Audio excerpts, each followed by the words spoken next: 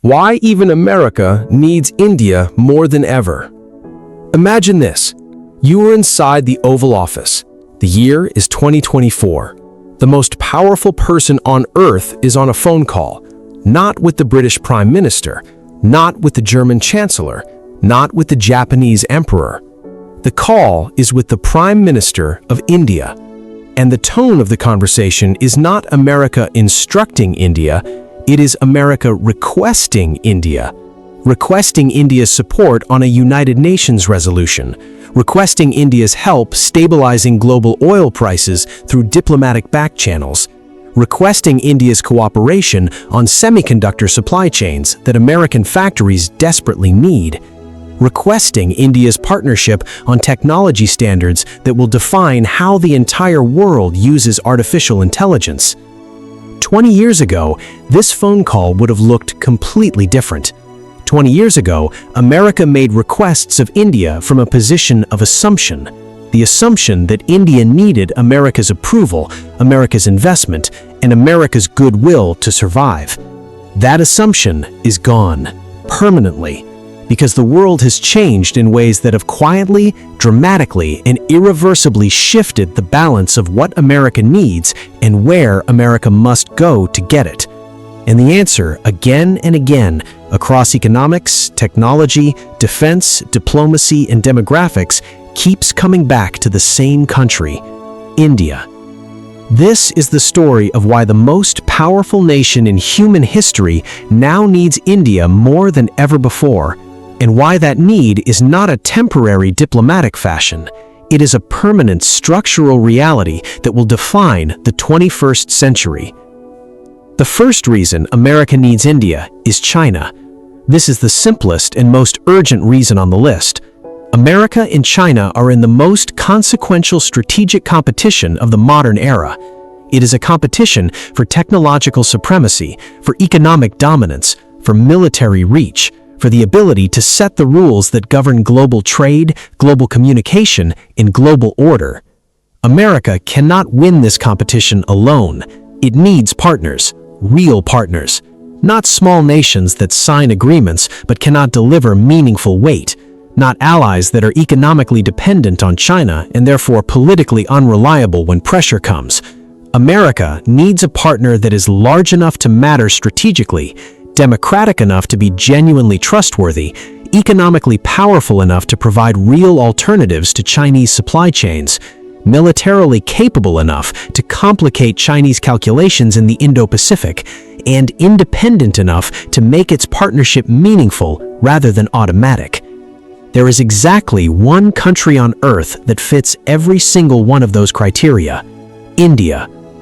India shares a contested border with China spanning thousands of kilometers. Indian and Chinese soldiers have fought and died in clashes as recently as 2020. India has every strategic reason to ensure China does not achieve regional dominance, and India has the size, the capability, and the will to be a genuine counterweight. For America, a strong India is not just helpful, it is arguably the single most important strategic asset available in the entire Indo-Pacific theater. Without India, America's China strategy has a hole in it so large that no number of aircraft carriers can fill it. The second reason is supply chains and the Great Decoupling. The COVID-19 pandemic taught America a lesson it will not forget quickly. When you allow a single country to dominate global manufacturing, you make yourself catastrophically vulnerable. Medicines manufactured almost entirely in China, semiconductors fabricated predominantly in a handful of Asian facilities, electronics, clothing, machinery, components for military equipment, all flowing through supply chains with a single point of failure. When that single point of failure experienced the pandemic, American hospitals ran out of basic medicines. American car manufacturers shut down assembly lines for want of computer chips. American military planners lost sleep over the fragility of defense supply chains. The answer was immediate and bipartisan: diversify, decouple, find alternatives. And across industry after industry, the alternative that kept appearing was India. Apple moved iPhone production to India. American pharmaceutical companies began building manufacturing partnerships with Indian firms. Defense contractors started exploring Indian production facilities for components. Semiconductor companies began considering India for assembly and testing operations. This is not charity toward India. This is American strategic self-interest, recognizing that India is the only country with the scale, the workforce, the democratic governance, and the existing industrial base to absorb significant portions of what America needs to move out of China. Without India, the great supply chain decoupling America needs for its own security is simply not achievable at the required scale. The third reason is technology and the battle for the digital future. The most important competition of the 21st century is not being fought with missiles. It is being fought with algorithms, semiconductors, undersea cables, satellite networks, and artificial intelligence systems. Whoever controls these technologies controls the architecture of the modern world. America understands this, China understands this, and America is increasingly aware that winning this competition requires Indian talent in ways that go far beyond anything the relationship has previously demanded. Indian engineers are not a peripheral part of America's technology sector. They are load-bearing pillars of it. The CEOs of Google, Microsoft, Adobe, IBM, and numerous other technology giants defining the American technological era are of Indian origin, not as a coincidence, as a reflection of the extraordinary depth of Indian technical education and Indian intellectual culture. Indian-American engineers, scientists, and entrepreneurs hold patents, lead research teams, and make decisions that shape how billions of people experience technology every single day. And here is what America now understands with fresh urgency: that pipeline of talent is not guaranteed forever. As India's own technology sector grows, as Indian salaries rise, as Indian startups offer world-class opportunities at home, the incentive to emigrate to America decreases. America needs India as a willing source of the talent that powers its technological leadership, and increasingly, that requires treating India not as a country that should be grateful for American visas, but as a partner whose cooperation America needs to actively cultivate and consistently deserve. The fourth reason is energy security and climate change. America has made commitments on climate change that require global cooperation to achieve. Those commitments are meaningless without India. India is the world's third largest emitter of carbon dioxide, not because India is reckless or indifferent to the environment, but because India has 1.4 billion people who deserve electricity, transportation, and modern living standards. If India industrializes using fossil fuels the way America and Europe did in the 19th and 20th centuries, the climate consequences will be severe and global. If India industrializes using clean energy, it changes the entire trajectory of global emissions. America cannot dictate which path India chooses. India is a sovereign nation with legitimate development needs and the memory of Western nations telling developing countries to stay poor in order to fix a problem that rich nations created. But America can partner with India on clean energy in ways that make the clean path faster, cheaper, and more attractive. Joint research on solar technology, financing for clean energy infrastructure, technology transfers that give India alternatives to coal without sacrificing growth. This partnership is not generosity from America to India. It is American self-interest, because if India's development goes the dirty way, American climate goals become mathematically impossible to achieve regardless of what America does domestically. America needs India to go clean, and America needs to give India genuine reasons to choose that path. The fifth reason is the Indo-Pacific and keeping the seas free. The Indo-Pacific is the most strategically important body of water in the world. Trillions of dollars in trade flow through it annually. American allies, Japan, South Korea, Australia, and the Philippines all depend on these waters remaining open and free. China is systematically working to establish dominance over these waters, building artificial islands, deploying naval assets, pressuring smaller nations. America's ability to keep the Indo-Pacific free and open depends on having partners with genuine naval capability and genuine strategic will. India's navy is the most powerful in the Indian Ocean region. India has aircraft carriers, nuclear submarines, and a naval doctrine explicitly focused on maintaining freedom of navigation. India sits geographically at the center of the Indo-Pacific, with coastlines stretching across the region's most critical passages. The Quad Alliance, bringing together America, India, Japan, and Australia, is the most significant new security architecture in Asia in decades. And India is not the junior partner in that arrangement. India brings capabilities, geography, and credibility to the Quad that neither Australia nor Japan can provide. Without India, the Quad is a much smaller idea. Without India, America's Indo-Pacific strategy is a coalition missing its most important member. The sixth reason is global diplomacy and the voice of the Global South. The world is not just America and its traditional Western allies anymore.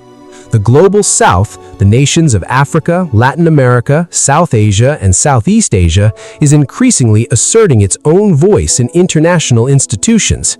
These nations represent the majority of the world's population.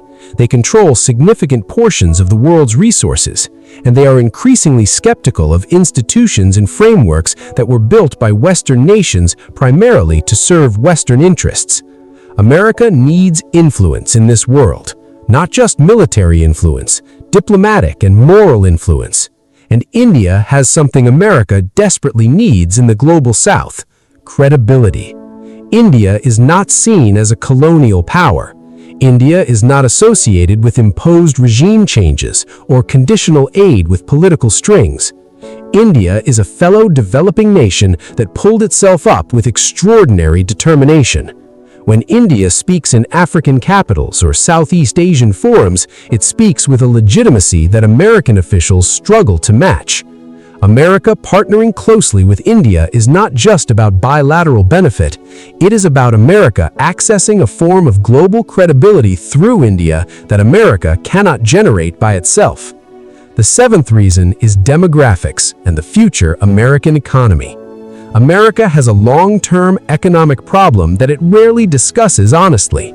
Its native-born population is aging. Its birth rate is below replacement level. Its social security systems, its healthcare sector, its technology industry, and its military all depend on a steady inflow of skilled, working-age people. Immigration is America's solution to this demographic challenge. And no country on earth sends more high-skilled immigrants to America than India. Indian Americans are the highest-earning ethnic group in the United States. They start more engineering and technology companies than any other immigrant from any other nation. They fill critical shortages in American hospitals, universities, and research institutions.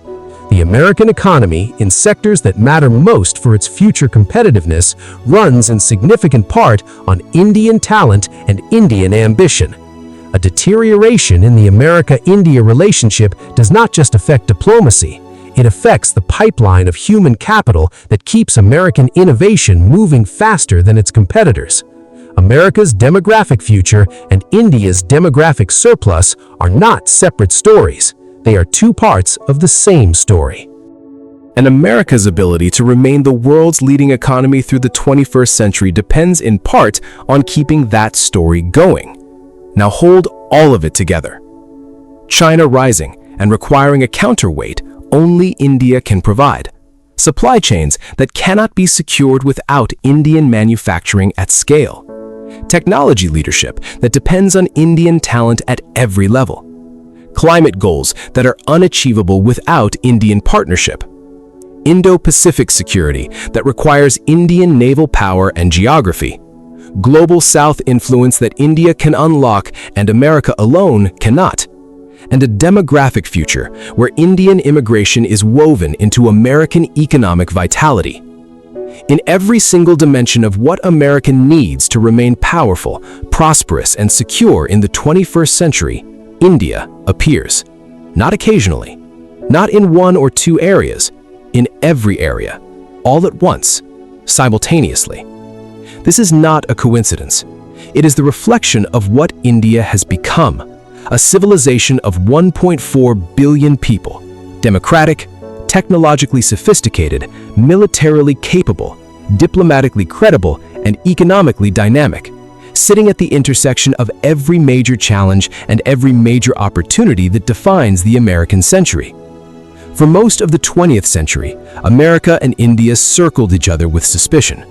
America chose Pakistan, India chose non-alignment. Both nations missed decades of potential partnership because of Cold War calculations that aged badly. That era is over. The 21st century has made the partnership not just desirable, but necessary. Not just strategically wise, but structurally unavoidable.